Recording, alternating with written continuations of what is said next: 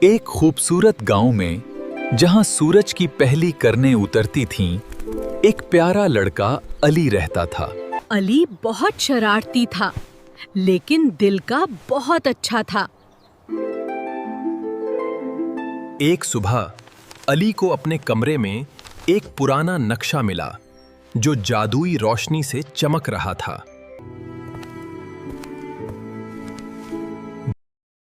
دادا جی، یہ نقشہ کس جگہ کا ہے؟ یہ جادوئی جنگل کا نقشہ ہے بیٹا، لیکن وہاں صرف وہی جا سکتا ہے جو ہمیشہ سچ بولتا ہو۔ علی، چلتے ہیں، میں بھی چلوں گا تمہارے ساتھ۔ علی نے دادا جی کو سوتا چھوڑا اور چپکے سے جنگل کی طرف نکل پڑا۔ ٹوٹو، چپ رہنا، دادا جی کو پتہ نہ چلے۔ ایک دریا جس کا پانی ہر لمحے رنگ بدلتا تھا، نیلا، سبز، سونے کا رنگ۔ La la la, a wondrous sight, filled with magic sound and light. We sing a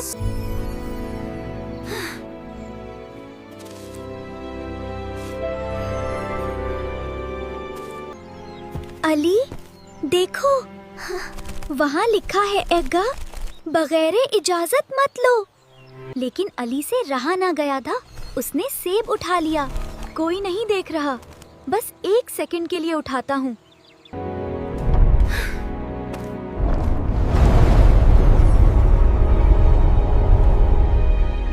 It's beautiful. I can't believe we found it. Look, it's blinking. کیا؟ نہ، نہیں، میں نے کچھ نہیں لیا۔ جیسے ہی علی نے جھوٹ بولا، پورا جنگل بدل گیا۔ اے مسافر، کیا تم اس جنگل میں کوئی چیز لے کر آئے ہو؟ اگر ایسا ہے تو براہ کرم سچ بتاؤ۔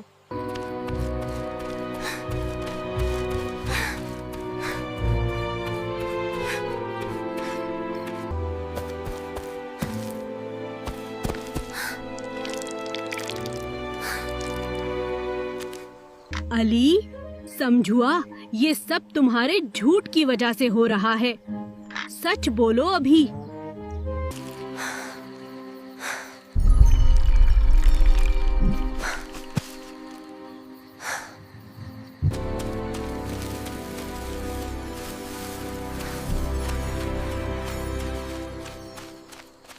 مجھے معاف کرو، میں نے بغیر اجازت یہ لیا تھا۔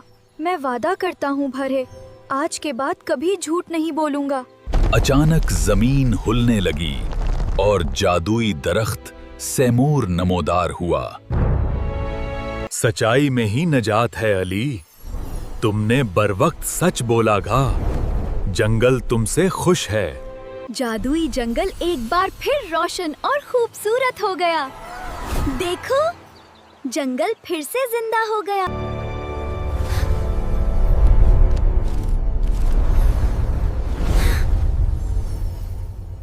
علی گھر پہنچا اور دادا جی کے سامنے کھڑا ہو گیا۔ کہاں گئے تھے بیٹا؟ دادا جی، میں جادوئی جنگل گیا تھا۔